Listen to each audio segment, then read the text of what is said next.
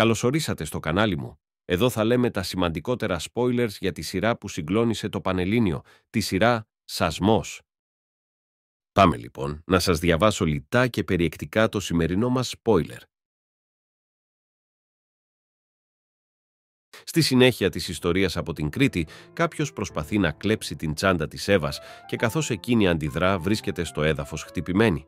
Ο Γιώργος, περνώντας τυχαία από το σημείο, σπέβδει να τη βοηθήσει προκειμένου να συνέλθει από την περιπέτεια που τη βρήκε. Με κάθε τρόπο και με οποιοδήποτε κόστος, η Εύα είναι αποφασισμένη να καθαρίσει το όνομα του αδερφού της και θα κάνει τα πάντα με σκοπό να τα καταφέρει. Έτσι αποφασίζει να απειλήσει να δώσει στις αρχές τα στοιχεία που καίνε το Μαθιό και με αυτόν τον τρόπο έρχεται σε ανοιχτή σύγκρουση με τον Παύλο Βρουλάκη. Αυτός με τη σειρά του εξοργίζεται με τα όσα ακούει και αποφασίζει να βγάλει από τη φαρέτρα του το δικό του όπλο απέναντι στην Εύα. Έτσι, την απειλεί πως θα αποκαλύψει σε όλους την πραγματική της ταυτότητα. Αυτά, φίλοι μου. Ευχαριστώ για την παρακολούθηση. Μην ξεχνάτε να κάνετε εγγραφή, like και καμπανάκι.